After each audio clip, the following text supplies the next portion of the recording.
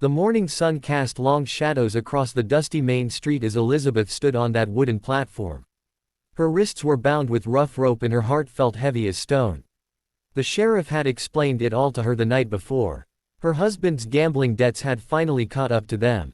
Now that he was gone, she was responsible for what he owed. The only way to satisfy the debt was through indentured service. Someone would pay her price and she would work for them until the debt was cleared. Elizabeth had accepted this fate with a quiet dignity that surprised even herself. She had whispered a prayer that morning, asking only that whoever bought her would be merciful. That they would allow her to maintain some small piece of her dignity. The town square was filling with people. Some had come for supplies at the general store. Others were drawn by curiosity about the unusual proceedings. Elizabeth recognized many faces from church on Sundays. From the market on Saturdays.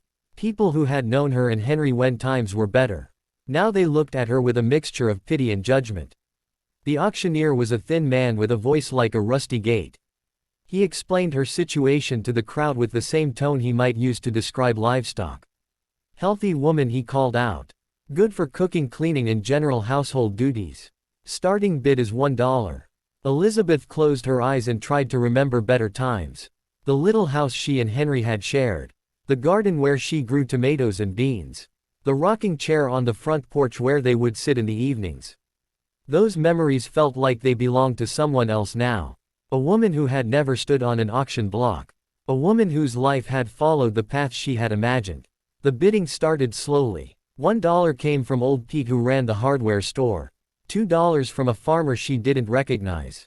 Elizabeth kept her eyes closed and listened to the voices, wondering which one would shape the rest of her days.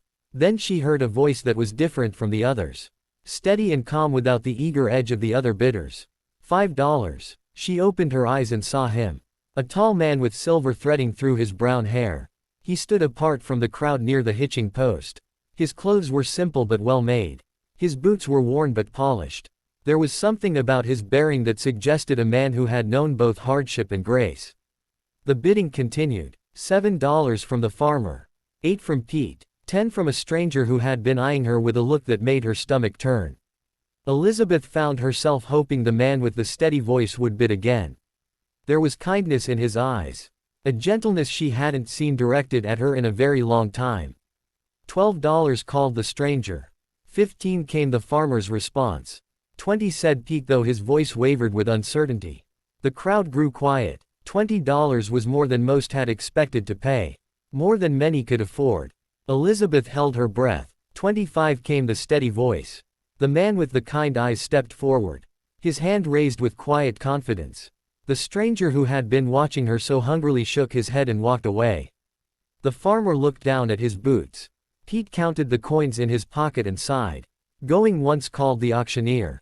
Going twice. Sold to Thomas Mitchell. Elizabeth felt her knees wobble with relief. Thomas Mitchell. She knew that name. He owned a ranch outside of town. People spoke well of him. Said he was fair in his dealings. Honest in his word. Gentle with his animals. Thomas approached the platform and counted out $25 silver. The sheriff untied Elizabeth's bonds and she rubbed her wrists where the rope had chafed. "Thank you," she whispered as Thomas helped her down from the platform. "My wagon is just over there," he said quietly. "We should head out before the day gets too warm." Elizabeth nodded and followed him on unsteady legs. She had no possessions to collect. Everything she had owned had been sold to pay Henry's debts. Everything except the simple dress she wore and the wedding ring she couldn't bear to part with. Thomas helped her up onto the wagon seat with careful hands. Never grabbing or pushing. Always waiting for her to accept his assistance. He climbed up beside her and picked up the reins. As they rolled out of town, Elizabeth took one last look at the place that had been her home. The church where she had been married. The cemetery where Henry lay buried. The shops where she had once been welcome as a customer. Now she was leaving it all behind. Not by choice but by necessity. They rode in comfortable silence for several miles. The only sounds were the steady clip-clop of the horses and the creak of wagon wheels. Elizabeth found herself stealing glances at her new employer. His face was weathered by years of sun and wind. But there were laugh lines around his eyes. His hands on the reins were calloused but gentle. Finally he spoke. "Mrs. Patterson," he said, using her married name. I want you to know that I didn't buy you to be a servant."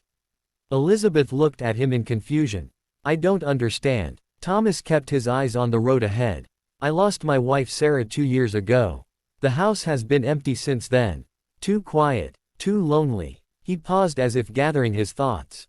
"I figured maybe we could help each other. You need a safe place to recover from your troubles. I need someone to help me remember what it feels like to have a home instead of just a house." Elizabeth felt tears prick at her eyes. "What would you expect from me? Cooking if you're willing. Maybe help with the garden." Sarah always said a house wasn't complete without flowers. But mostly just companionship. Someone to talk to over supper. Someone to make the place feel alive again. They crested a small hill and Elizabeth saw Thomas's ranch spread out before them. The house was modest but well maintained. White clapboard with blue shutters and a wide front porch. There were flower beds along the front that had been carefully tended. Roses and sunflowers and hollyhocks swaying in the afternoon breeze. A yellow dog came racing out to greet them, tail wagging like a flag in a strong wind. "That's Rusty," Thomas said with a smile. "He's been my only company for quite a while now." The dog jumped up to sniff Elizabeth's hands. His enthusiasm was infectious and she found herself smiling for the first time in weeks. Thomas showed her to a small room at the back of the house. It had a bed with a star-patterned quilt, a dresser with a mirror, a window that looked out over a vegetable garden. "It's not fancy," he said, "but it's private and peaceful. You can rest today and we'll talk more tomorrow." Elizabeth sat on the edge of the bed and looked around. The room was simple but it felt safe. Safer than anywhere she had been since Henry died. That evening Thomas cooked dinner himself. Beef stew with fresh bread and butter. They ate on the front porch watching the sunset paint the sky in shades of rose and gold. "I know this arrangement isn't what either of us planned," Thomas said eventually. "But I hope we can make it work. I want you to know that you're not a prisoner here. If you decide you want to leave once you've gotten back on your feet, I'll help you however I can." Elizabeth looked at him in the fading light. This man who had paid $25 to save her from an uncertain fate. Who spoke of companionship rather than servitude. Who treated her with more respect than her own husband had shown in years. "Thank you," she said softly. "I haven't had much kindness in my life lately." Thomas nodded. "I understand. Grief and hardship have a way of making the world seem harsh. But I've learned that kindness is still there. Sometimes you just have to look a little harder to find it." Over the following days Elizabeth settled into a rhythm. She woke early to help with breakfast. Spent her mornings in the garden weeding and watering. Her afternoons were for cooking and light housework. The work was pleasant and purposeful. Nothing like the drudgery she had feared. Thomas was a gentle presence. He thanked her for every meal. Complimented her on the flowers she tended. Asked her opinion on everything from what to plant next season to how to repair a broken fence. Slowly Elizabeth began to remember what it felt like to be valued. To have her thoughts and feelings matter to someone. One evening as they sat on the porch watching fireflies dance in the gathering dusk, Thomas asked about her life before. Elizabeth found herself telling him about growing up on a farm. About meeting Henry at a church social. About the early years of their marriage when he was still the man she had fallen in love with. She told him about the gradual change. How gambling had consumed Henry bit by bit until there was nothing left of the man she had married. Thomas listened without judgment. When she finished he was quiet for a long time. Then he said, "I'm sorry you had to go through that alone. No one should have to watch someone they love disappear like that." Elizabeth wiped away tears she hadn't realized were falling. For the first time in years someone had heard her story and responded with compassion. As summer turned to autumn Elizabeth found herself truly settling in. She learned Thomas's habits and preferences. He learned hers. They developed an easy companionship based on mutual respect and growing affection. Thomas never made her feel like an employee or a burden. He treated her like a welcome guest. Like family. One morning as Elizabeth was preserving the last of the summer tomatoes, Thomas came in with an envelope in his hand. "This came from town," he said. "It's from the sheriff." Elizabeth's hands trembled as she opened it. Inside was a document declaring her debt fully satisfied. Her period of indenture complete.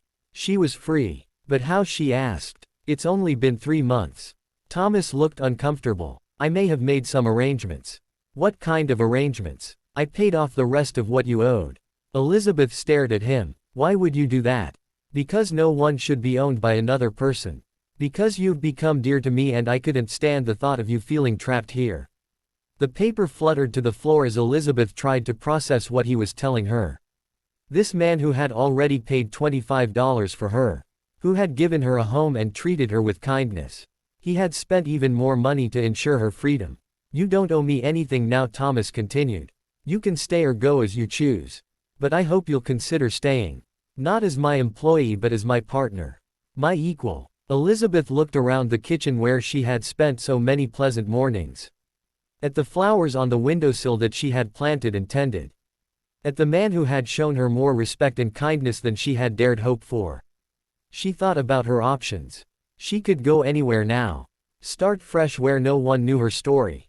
But as she stood there in that warm kitchen, with Rusty sleeping in a patch of sunlight, and Thomas waiting patiently for her answer, she realized she was already home.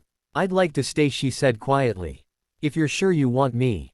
Thomas's face broke into the widest smile she had seen from him. I'm sure, he said. I'm very sure. So Elizabeth stayed. Not because she had to but because she chose to.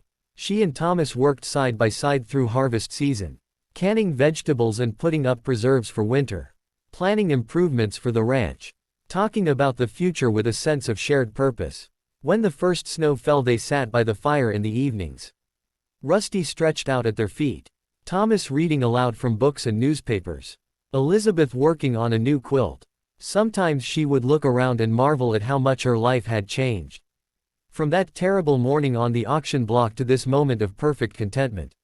One evening as Christmas approached, Thomas set down his book and looked at her. Elizabeth. Yes. I want you to know something. What's that? That day in town when I bid on you. I wasn't looking to buy a servant. Thomas's voice was soft with memory. I saw a woman who reminded me of my Sarah. Not in looks but in spirit. Someone who deserved better than what life was handing her. I saw someone worth saving. Elizabeth set down her needlework. And I want you to know something too, Thomas. What's that? You didn't just buy my freedom that day. You gave me back my faith in goodness. You showed me that there are still people in this world who act with kindness instead of calculation. Who see the humanity in others and choose to honor it. They sat in comfortable silence for a while. The fire crackling. Snow tapping gently against the windows. Rusty's tail thumping softly against the floor as he dreamed. Finally Elizabeth spoke again. Do you ever wonder what would have happened if someone else had outbid you that day? Thomas shook his head. I don't believe in wondering about what might have been. I believe things happen for a reason. I believe we were meant to find each other. Elizabeth nodded. She believed that too. Outside the wind whispered across the prairie. But inside all was warmth and safety and the deep satisfaction of a life built on mutual care and respect. Elizabeth had learned something important in these months with Thomas. That kindness was not weakness. That gentleness was its own form of strength. That sometimes the best thing you could do for another person was simply to see them as human. To treat them with dignity regardless of their circumstances. As she prepared for bed that night, Elizabeth thought about the woman who had stood on that auction block just months before. Afraid and alone and convinced that her life was over. That woman could never have imagined this. This sense of belonging. This feeling of being truly home. Tomorrow there would be chores to do. Animals to tend. A garden to plan for spring. All the ordinary tasks that made up a meaningful life. But tonight there was just gratitude. For second chances. For unexpected kindness. For the way love could grow in the most unlikely circumstances. And for Thomas Mitchell. The lonely rancher who had paid $25 for her freedom. And then did the most unthinkable thing of all. He had given it back to her. No strings attached. No expectations beyond common decency. Just one human being reaching out to help another. Just kindness for its own sake. In a world that often seemed short on both. Elizabeth smiled as she drifted toward sleep. Tomorrow would bring whatever it would bring. But tonight she was exactly where she belonged. Home with someone who valued her not for what she could provide, but for who she was. A woman who had survived hardship and emerged with her capacity for love intact. A woman who understood that the most precious things in life were not bought or sold, but freely given, heart to heart, soul to soul, in moments of grace that transformed everything.